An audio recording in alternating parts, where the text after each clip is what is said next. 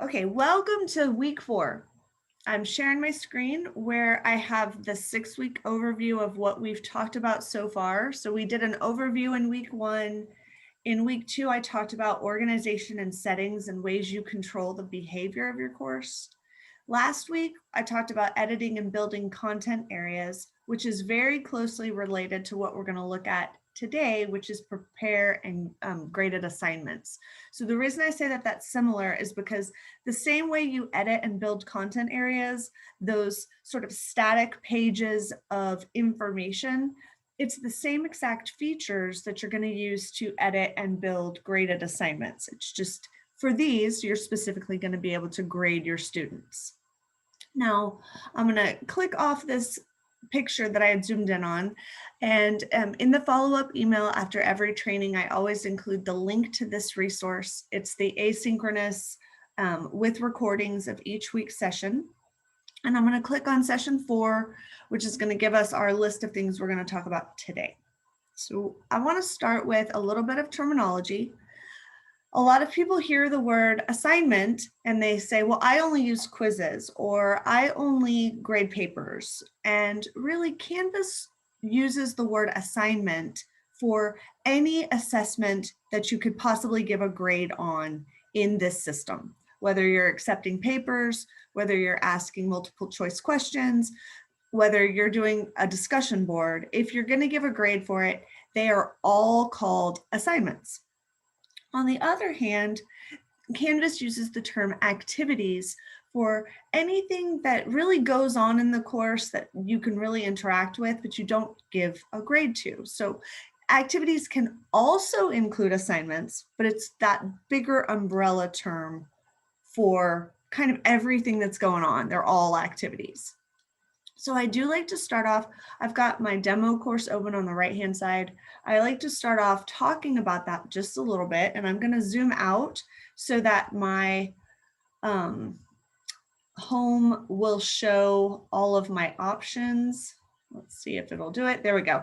So when you're zoomed out, you have right-hand choices. When you zoom in on screen, they jump all the way to the bottom. So it's always still there. It's just a responsive internet thing, and that's how it works. So I zoomed out so I could get it all at the top. And on the right-hand side, you're gonna see an option that says View Course Stream. And when you click that button, it's gonna zoom into just really the specifics of the latest stuff that's been going on. And that's the activity stream for all kinds of things, and it also could include graded assignments. Students also have this option. So if I leave this area and I go to my student view, then it pops up with what students see when they're in my course, and the View Course Stream button is also on the right for them.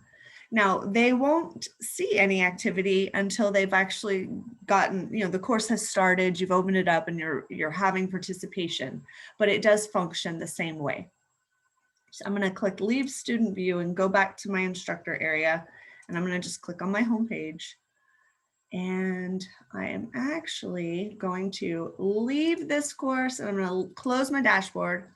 And now I'm looking at my RSO sandbox. So I had a couple of different courses open before this training started, looking at everyone has really unique needs, and especially with graded assignments. Every course across the university and in all of education, we're going to do different things to give different grades.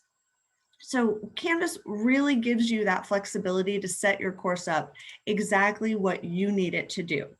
So I'm going to show several features today that are associated with grades. The first one being rubrics. The next one is discussions, then quizzes, then assignments. And assignments being really big topic because assignments, this page builds your grades. So your gradebook is something you don't even have to mess with in Canvas the way you did in Blackboard. You set up your assignments page and it automatically builds your gradebook for you. So we're going to really talk about that. And then I definitely want to take some time to explain how this is all interacted as I go. So let's get started. Rubrics are obviously how you can set up criteria to inform your students of how they're going to be graded, and then to guide your specific grading process on how you're giving your points. When you click on the rubric link in your course navigation, if you're new to the course area, you've got this tutorial information that often pops up. So if you're not sure and you want to read, the introduction about this area, and then it gives you some links to those help topics and the guides that are associated with this feature. I am not going to be looking at any of that today, so I'm going to click this arrow to hide it. But if you ever want to bring that feature back, you just click the arrow at the top of the page and it's all still there, unless you hit don't show again, and then it will stop popping out, but you will still get the option to show it if you'd like to. So on my rubrics page, this particular demonstration course for RSO does not have any rubrics. So there's no grading rubrics associated officially. So I have a sample that I've created. And again, throughout all of Canvas, you're going to have links and you're going to have options when you hover over. And we're just going to talk a little bit about that. So a pencil is always the edit icon, the X being trash or delete. So for this one, I can click this edit pencil here and get here. Or if I cancel and I go back, I can click the name and open it up and then click edit rubric here. So lots of ways, it's all the same stuff. It's just whatever you like and however you want to get there. So once you're opening this up, you, like all the features, the first thing it's going to have populated is wanting a title. Everything wants a name. You can put anything you want here. I highly recommend using straightforward terminology. Use what's in your syllabus. So if you use a name of an assignment, make sure that you use the same reference with the rubric word maybe associated with it, just to reduce that cognitive load on your students trying to figure out what they're supposed to do in your course. So they're going to read your syllabus, they're going to follow it like, it's the law, and then they're going to come into Canvas and it's going to match, and that's going to be easy for them to find their stuff. So you can edit this, type anything you want. I also would like to say, don't put, 2021. That's going to expire next year and be one more thing you've got to update. So keep your terms sustainable. Now you can use the plus criterion to add another row. So we can say new, and I can put in a description, short, and I can put in a long description, and then create this. And that will make another row. Or I can also duplicate. So let's say I build out my first one. I have it all set up exactly how I want all of them to be. So a little shortcut, you can quickly build more fast by duplicating. And then you can go in and edit each one.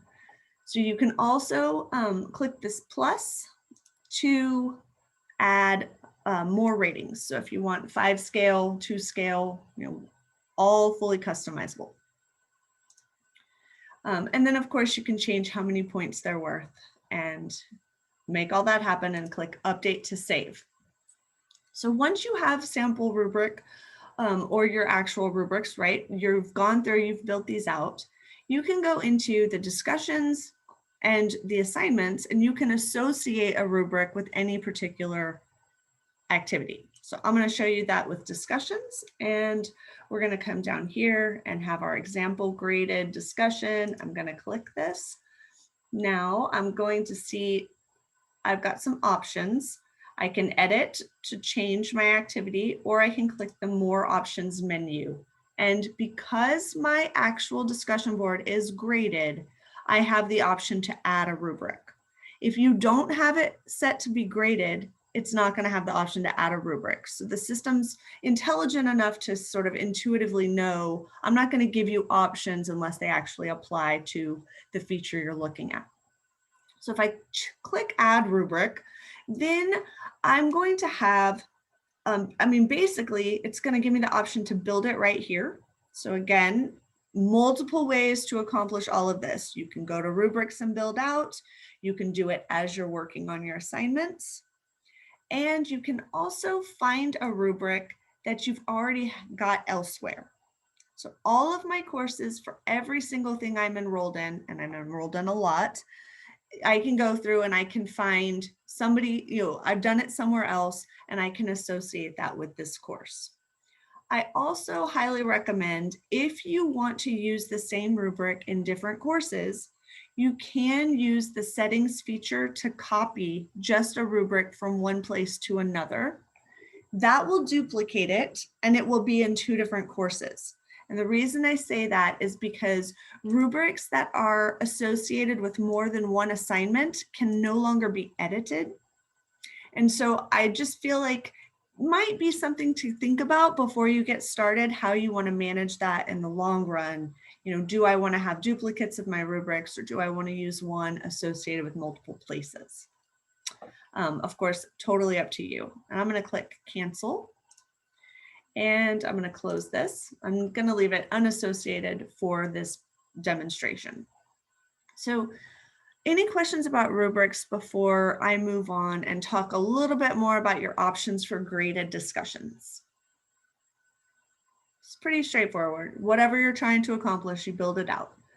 Okay, so here I have an example. I can go back to my main discussion page, and you can see there's kind of a different variety of buckets. So I can pin discussions by dragging them to this bucket, and that will always stay at the top. I can leave it in this regular area down here, drag and drop. Sometimes it's a little picky because it's a browser thing, and sometimes it doesn't like what you're doing, but I promise if you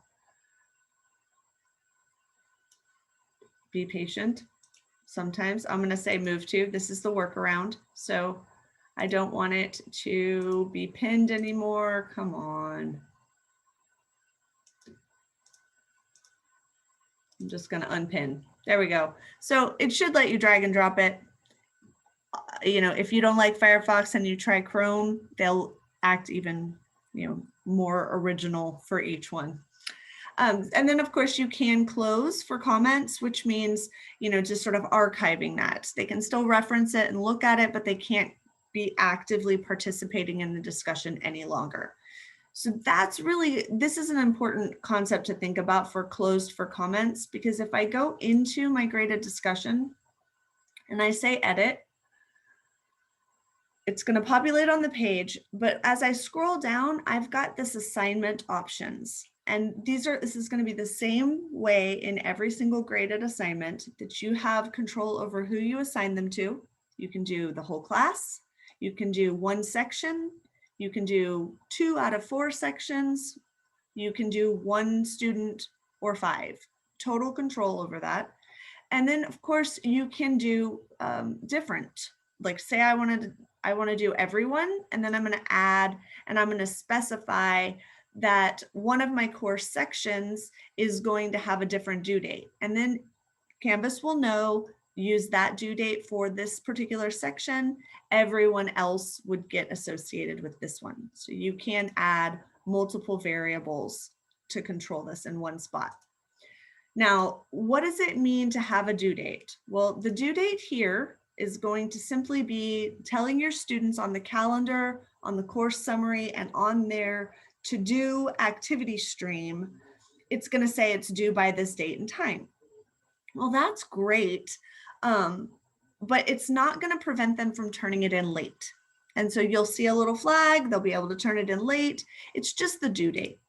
The available from and until dates are where you can open it at a certain date and time and close it at a certain date and time, that they will no longer be able to access this. So for a discussion, you may not want to lock it. You may just want to close it for comments. And that would be back on the original page that I was showing you, that you would put it in a different category and you would leave it open at the end. That way they can still go in as a reference and read and maybe study something that you talked about, but they just wouldn't be able to participate anymore. Whereas this date and time says you can't enter anymore. So You also have some other things going on, right? You can, we talked about last week with editing content, you can use the rich content editor to type, format, input an embedded video, give a link to somewhere else. You've got a lot of options in this space. You can attach a video, and then you can also choose your options. And this is where I made it graded by selecting the graded option. So you can see how all of this information goes away if I'm not going to be doing it as a graded assignment and I'm just inviting people to participate. So there are ways to do group discussions. So you'll need to put your students in groups or create groups that they can self-enroll. So there's multiple options there, and that's all handled in the people area. And then once you've done that, you can select this and, decide, how you're going to assign it to your students. So I do like to say, wait until your course has students enrolled. So wait for the registrar, wait for actual students, handle the group portion. And then after students are settled into their groups, set up your group assignments to be able to let them get to work. Because the difference between Blackboard and Canvas is that Blackboard, if you did self-sign up, it would prompt students to do the sign up before they were allowed to submit their assignment. Canvas is not like that though. Canvas will let them skip self-sign up and do it individually. And that may not be what you're wanting them to have the option to do. And the only way to fix it is to then delete the assignment and start over. So that workflow is important, to wait until you've got students in there and set this stuff up. The second part of that, groups don't copy from course to course fully, obviously, because their full functionality is associated with particular people in a course. And when you copy, part of that information is not copied with it because you don't take the students too.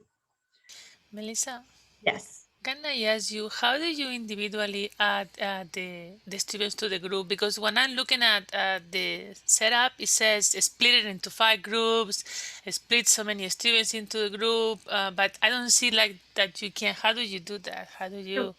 in the people area, Yeah, I'm in the people area and I went to make a group. yes, you make a group. And this is making the bucket. So I'm going to say that this is discussions. So discussion groups. And then I'm going to allow them to self-sign up. I'm going to create, so let's say I'm just going to give it the rule that there can be 4 people in a group. And I'm going to say, you know, I'm going to basically just leave it at this. I'm going to say save. I don't have any students, so I can't fully finish it out.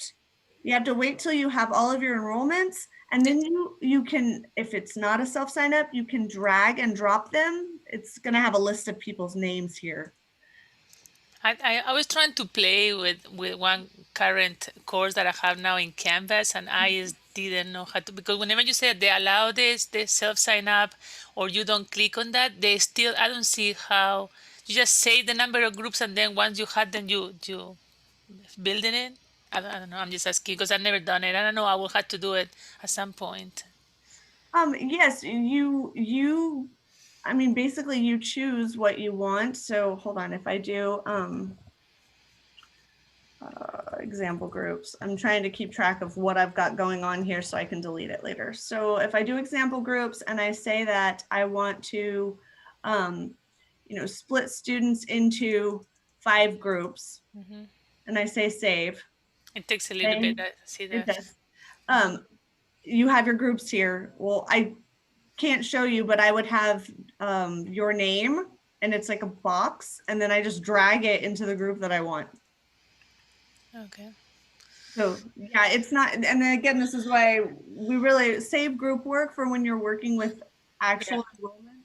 I don't have enrollments, but I could. I can see now. I see that I can move things up.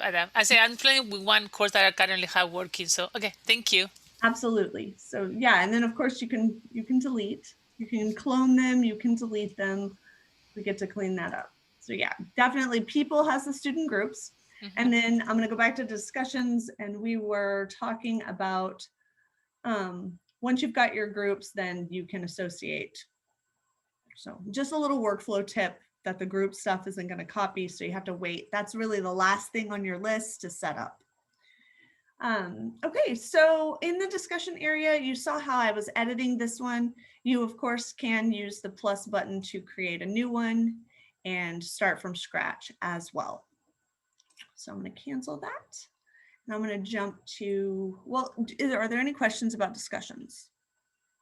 The only thing that I was going to ask you, you do have to manually go back in and stop the reply if you want the students to stop replying, but still being able to access the content of that discussion, correct? Yes, absolutely. So right here in you're always going to look for your snowman ... Here's your more menu, and then close for comments is right here, and it will move to this lower area. They can still go in and read it, but now they just can't say anything more about it. And then of course you could open it back up as well. Thank you. Absolutely. So now I'm going to jump over into quizzes. Now this, again, the sample course doesn't use Canvas quizzes. So the students are going to take their quiz in some other software, ExamSoft, or they're going to come to class and maybe they're going to do actual pencil and paper quizzes. So I had to make some examples here to get to show you some of these features, but we basically, every course for the next year is going to have a choice between classic and new. And this right here is showing you that the rocket ship is the quiz icon.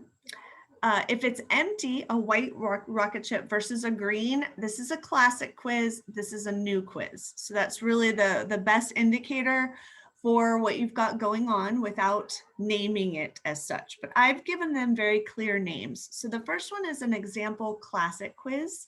Second one's an example new quiz. And then this one down here is an example practice quiz, which will no longer be a feature in the new quiz when it replaces it for summer 2022. It's not a big deal. You're going to have a workaround where you just make the quiz not worth points. It's really fine, but just to let you know that these are sort of the three options we have now. When you click plus quiz, you're going to get this quiz engine prompt to choose between the two. And you can learn more about the differences with the link here, but I'm going to show you right now a little bit high level what we've got going on. So this first one, I'm going to right click and open link in a new tab. So my classic quiz will be here. Right click and open my new quiz, and right click and open my practice quiz. So now I've got 3 tabs. I'm just going to work through each one. So you're going to see that they all sort of look similar. Classic quiz takes you to a preview. New quiz jumps right into the settings, which to get to the same place with classic, I have to click the edit button. So the workflow changes a little bit between the two features. And then the practice quiz, it's going to function like the classic quiz. So I do have to click edit. I have options that are very similar. So in the classic, and I'm going to move my practice next to it, you're going to see they're very similar. Classic, I've got where I can put in my instructions. It's the rich content editor, just like everywhere else in Canvas. You can add videos, you can add links, you can attach files, whatever you need to get the students looking at before they start taking the quiz. You're going to want to do that in this space because that is going to be visible to them. And then they're going to get started on the questions. So below, you're going to have some options. You're going to have the type of quiz, which is selected for graded, whereas my practice says practice. So that's the difference there. I'm going to have, this is in the assignment group test. And that's because I had talked a little bit about at the beginning of the session that we were going to say, how are things connected? Well, you've seen discussions and you've seen quizzes, but every time you make something graded in one of these areas, it automatically is associated with your assignments page. So it's with your gradebook. So you don't have to do anything. You can create your activities all over the place, and Canvas knows how to associate them for you. But it does give you the option to pick which group you want to put things in. So when we talk about assignments next, I'm going to show you there's different buckets, and they're called groups. And right now, all I have is a test bucket and an assignment bucket.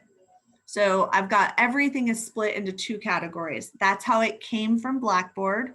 And that's how I just left it alone until this session to show you how to change it. So right now, test is in test. And since it's a quiz, I'm going to leave it there. But for practice quiz, you're going to see you don't have that feature. That's because it's a practice quiz and Canvas does not associate it with assignments or the gradebook at all. It's just for practice. So keeping that in mind. Then we've got the options on the new quizzes. So you don't do your instructions here. They have moved to where you build out your questions. So they just mixed up the workflow a little bit. And then you're going to be able to choose points and some other things associated with building a new quiz. Jumping back over to classic quizzes, we're going to scroll down. We always get to choose if we want our answers to shuffle, if we want time limits, how long we want the time limit. There are options to moderate the times for various students. So sometimes you have accommodations and you'll be able to control that. It's just not in this space. You can give them multiple attempts. If you select it, you get more options. And of course, this is unlimited. The 2 lines means unlimited options. So I can select it and choose a specific number if I want to control that. You have this box here to let students see their quiz responses after they take the quiz. So they're going to click submit, and then immediately, if this box is checked, immediately incorrect questions will be marked so they can see how they did. It will not tell them that they can see the correct answers unless the second box is checked. And you can only control a date and time release for showing the correct answers. You don't have that feature at this time for just knowing how well they did or not. So again, if you give a test on Friday, everyone has to have it done by noon, and you don't want anyone to be able to see their feedback until after the test has been completed by the whole class. Keep that box entirely unchecked, and then manually come in later, say 1 o'clock in the afternoon, and then you can select it. And then students would be able to go back in and see that feedback with the delay. You can choose to show one question at a time. This is really important if you're doing longer exams. So anything over 25 questions or so, the way web browsing works, it just sort of, if they're taking too long in one space and they haven't had some activity long enough, you just have a slightly higher risk of there being an error if your test is really long. But if you choose show one question at a time, every single time they go to the next question, it's an immediate refresh that the system is keeping up with. So it's just going to decrease any problems that could potentially come up technology-wise. I'm going to uncheck that. We have some restrictions where you can give an access code, so a password to start the actual quiz, or you can filter IP addresses if you want to ensure that maybe only the people on campus are taking the quiz. So you can control that here. And then just like we already talked about in the discussion area, you've got the assign to box, and this works exactly the same way as discussions. And it works exactly the same way in assignments. So it's never going to change. And it functions the exact same across the board as well. So the due date is going to tell them when it's due by, and everything after the due date will be marked late in the gradebook. It is associated with your ability to institute a late policy in your gradebook, which is a feature I'm going to show you in just a minute. So if you put a due date on something that's for practice and you have a late policy, that's going to create a conflict. So make sure you're thinking through that choice Don't put due dates for things you want students to do for practice and be able to go back multiple times if you've got that late policy saying they're going to get a 0 for being late. And then, of course, available from and until. This is the available from. It will give them access, and until it will stop their access. So if you don't want students to be able to do late work, put the until date at the same time and date as your due date, and then it will be due at the same time and they will not be able to turn it in afterwards. Okay, so I'm going to click cancel. Well, actually, I'm not going to click cancel. I'm going to show you that you can add questions. Obviously, I totally almost forgot. Most important part of a quiz. So on the second tab at the top of the page in classic quizzes, you've got questions and you've just got options to add from question groups or from your question banks, or to do new question groups or new questions. When you click one of these, it's going to open up lots of selections. So like other features, the first place it wants you to do something is a title. Why you would want to name your questions in your quizzes is because you can run reports and the data can be difficult to really kind of look through easily if you don't give each question a unique identifier. So it's going to basically, if every single one of them is called question, which is the default, then you're going to have to read the question stem in that column in Excel to try to figure out which ones you're looking at. Whereas if you called it, maybe it's lab 1,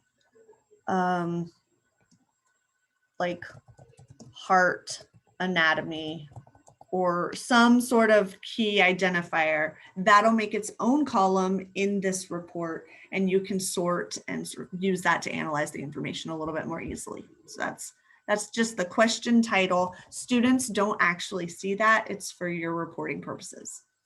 Then you've got a drop down of all the question types. Now there's a lot of options here.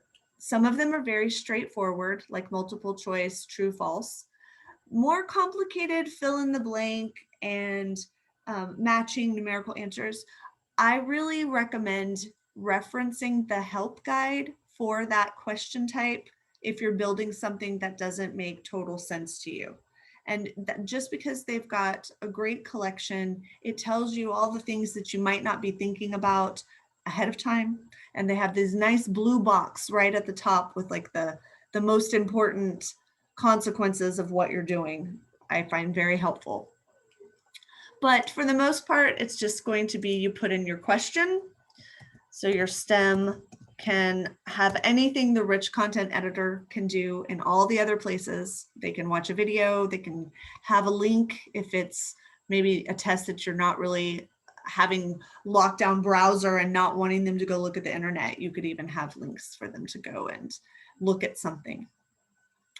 Your question stem, and then of course your answers. You're going to come in and be able to type here. If you click the pencil, this is for editing, you can get the full rich content editor for each question's answer as well. Just make sure when you're done, wherever your rich content editor typing on these, you say done, because that saves your work. And then you can select which one is the correct answer. You can also give feedback per answer, as well as if I get the answer right, I get this feedback. If I get the answer wrong, I can have feedback. And if I get just any participation, a general answer for everyone. So you've got total control over all of this. And again, the done button is always there for you when you need to use it. After you've set up your question, you always want to make sure you click update. This is the save button, and it really should say save because if you leave your question, you're going to lose your work if you don't click that button. So once you've actually, if you have quizzes that came over from Blackboard or you've built them, you can select this box at the top and it will show you all the details up to 25 to 30 questions. There's a threshold. If you have a really long test, you'll click that box. It will give you an error saying this only works up to so many questions. And then of course, the pencil comes up or the delete. If I click the pencil, I can go back and change my mind and I can make this question worth 10 points and come back and click save again. And I can just keep going, new question after until I'm done. Then I've got the option to save. Now, why does it not say save and publish? Well, I'm going to click save and I'm going to go back and show you on my quizzes page. I published all of these so that they would show the correct colors. But if I unpublish this particular one and then came back to edit, the system knows what's going on and it always gives me the buttons I need to accomplish all of the stuff I need to do. So if you don't see the save and publish, it's because you've already published it. And I'm going to click save and publish and it's going to go back. Again, I'm working in multiple tabs, so I have to refresh my browser if I'm doing something in a different tab for all the pages to be up to date. Practice quiz is going to work exactly the same way, right? So I can add questions all the same. I can control the points. It's going to basically grade just like a real quiz. It's just not going to go in the grade book because it's for practice. So I'm going to click cancel and close that. And then my new quiz. Well, this one's a little bit different. So you'll see it only has 2 tabs. And Mastery Paths is a really great feature we talk about next week with modules and structure. So you get to control how students go through your course. You can have prerequisites, you can have specific requirements, but you can also have mastery paths that really you set up a criteria for their scores and then they get a custom reaction based on how they perform on any given setting that you've chosen. So we'll talk about that more next week. So you're like, wow, well, where am I supposed to put the questions? It's kind of weird, I will agree. But when you click save, it then pops up where you start to build. It's a little bit unusual, but there is an update coming in the next 5 days. So April 28th, that's changing. And the button, instead of saying save, it's going to say build. And I feel like that's just a little bit more user-friendly. So that's always thrown me off with new quizzes. Didn't really like that. And they are fixing it, which is really exciting. So I'm in here, I have my instructions area. So like I said, they changed the workflow just a little bit. You can do all the same stuff to give instructions for this quiz. And then you use the blue add content. And this is where you would be able to add your specific questions. So a little bit different. I'm going to choose a multiple choice for the comparison. You then get to still choose a question title. You have your question stem, same concept, and your answers and being able to select which one is correct. You do have some more options down here. So there is a little bit, it's different, but yet similar. And I'm going to say 10 points, just like I did for the other one, and say done. Oh, and this one is much more particular, and it does not let me do the blanks that I had left on my classic quiz. So that's okay. I'm going to come back in and I'm going to put some placeholders so that it will let me move forward. And then I'll click done. So now you'll see this question is down here at the bottom. Now you're going to have settings, reports, and how to moderate right up here. So that's going to be a little bit different than how the classic quiz area works. So classic quizzes, you've got the 3-dot, very familiar snowman, and you're going to have some different information. Now, once students, you've got moderate this quiz on the right-hand side as well. So a little bit different. I can't show you all the specifics because I don't have students enrolled, but it is very friendly. And I want to remind you, I have enrolled everyone in this Canvas overview and resources course where I use the announcements to give specific instructions for various things that you're trying to do. And in here, if you look, how to do extra credit quiz questions. And then of course, how do I give select students additional attempts? If you click on one of these I've definitely been doing a collection of help for our specific university, whereas Canvas help, you can find the Canvas guides and the support as well. So lots of places to get help if you're working at 10 p.m. because that's when it's most convenient. You're not alone. Okay. Any questions about quizzes before we move into assignments and the gradebook? Okay, perfect. So like I had said, you create any graded discussion, any quiz, you're going to have automatically representation of each of them in your assignments page. So I didn't tell it to do it. It put my example graded discussion and it put my example, classic, and new quiz over here automatically when I built it. Now, again, the practice quiz is not included because that's the practice feature, does not get included with grades. Each group that I have here, everything in this group is going to be averaged together. So when you put assignments in a group together, Canvas is going to average them in the gradebook. So for this particular gradebook, if I come over here and I show you, I've got it open on another window. And you're going to kind of see I have quiz 1, quiz 2. Every row is represented by a column. And that's going to be true all the way across to the right. And then here at the end, this is going to be the test group average column, the assignment average column, and then my total grade. So everything in the gradebook is built automatically based on how you set up this page. Now, I've got my syllabus for this course. The outline is, I'm going to pull it up and I'm going to show you what exactly you're going to want to do. So you can see, hopefully, I'm going to zoom in just to make it a little more clear. I've got 10% for my quizzes, 20% lab assignments, 35% for the final lab proficiency exam, and then 35% for the final lecture exam.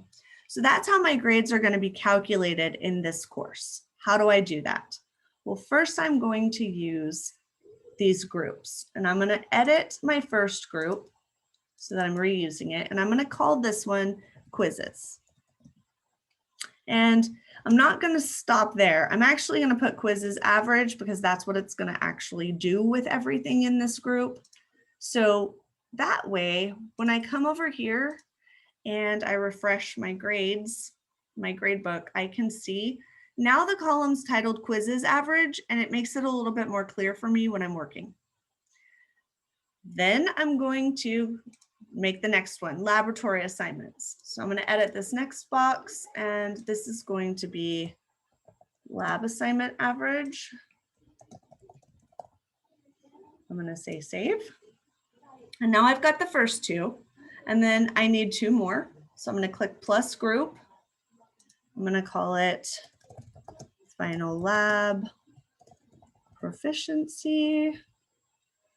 Hold on, I have to be able to spell proficiency exam.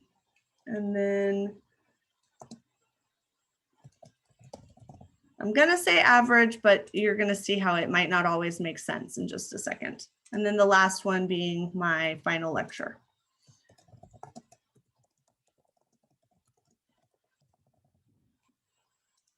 Okay, so now that I have my 4 groups, I also have some other stuff, my examples and course outline signature page, my graded discussion. Those things I'm not really going to want to be using. So I need another group that's not going to be calculated. So I'm going to call it participation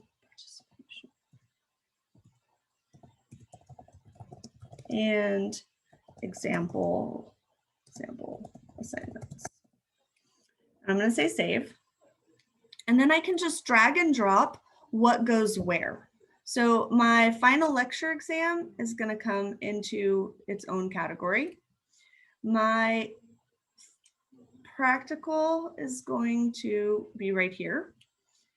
I'm going to have these examples. I'm going to just drag them out of where I don't want them calculating.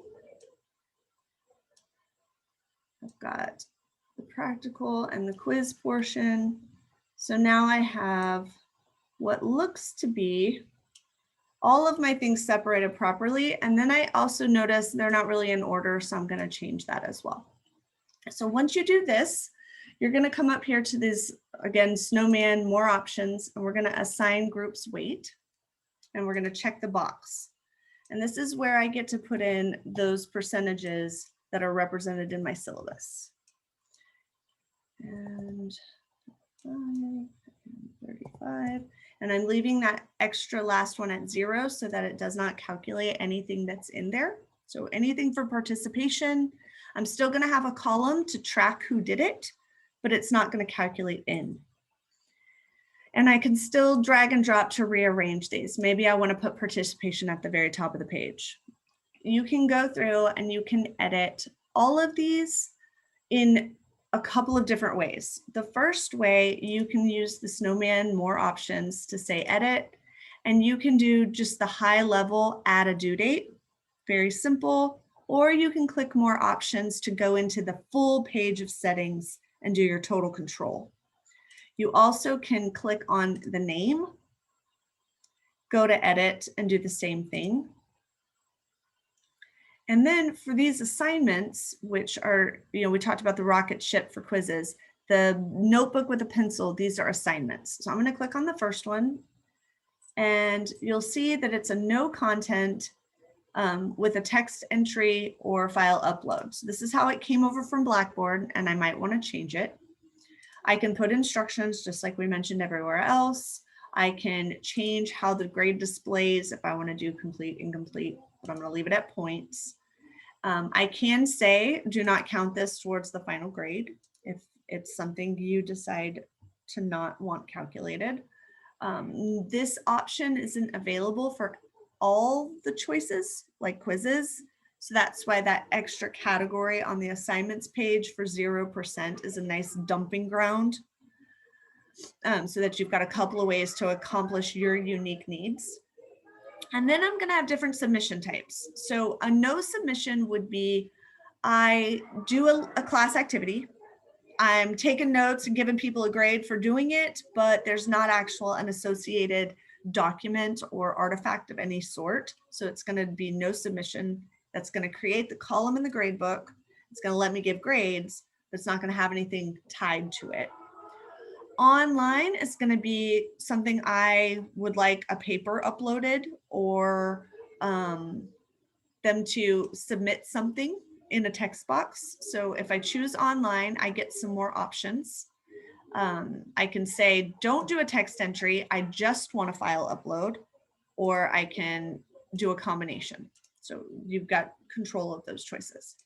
On paper, this is really is going to be something it's an indicator. You're telling students, yes, we have this assignment, and yes, you have to make something, but you're going to turn it in person. So it's on paper.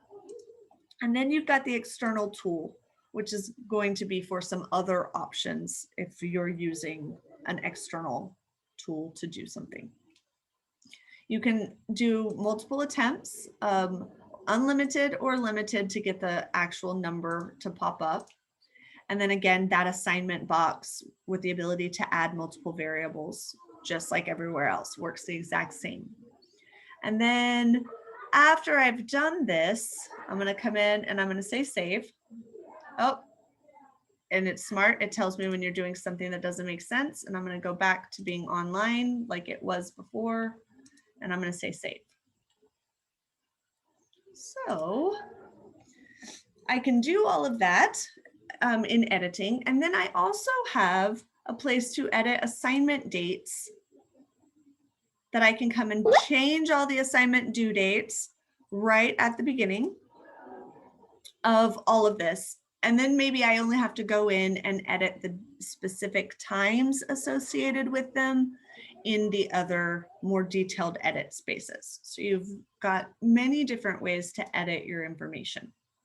The best part about Canvas moving from term to term is that once you have all of your due dates and dates and times set up, the copy process allows you to shift the dates automatically in the copy process, And so you don't necessarily have to go and do this every term.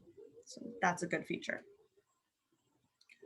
Okay, so I'm looking at all this different ways that we've got the grading set up for the syllabus. We also have a grading scale, which looking at it, I don't know if you guys can hear the celebration outside, but it's White Coat and they're having a really good time. So I'm looking at it to get to the grading scale part. It's a little bit unusual. It's back in settings. We talked about it in the second week, just to come down and remind you, you get to set your course grading scheme in the settings area. And I would want to go through and edit this and maybe, yeah, so what you can see here is I've got 94 to 100 is an A, so I would need to change this ever so slightly and then save to actually reflect what's going on in this grading scale. So a few different layers that you need to make sure your grades are going to calculate properly. And what this is going to do is it's going to basically have the letter grade column, like how students will know that their 95 was an A. That's where it will touch together. And then of course, make sure you update course details. Would that transfer when you transfer your course? Because I wasn't sure that that transferred. And you cannot say the rubric either. I noticed that. So I had it for one course, I made the rubric, and when I tried to add it to another course, I couldn't. I had to do it all from scratch again. Is there any way to work around that or not?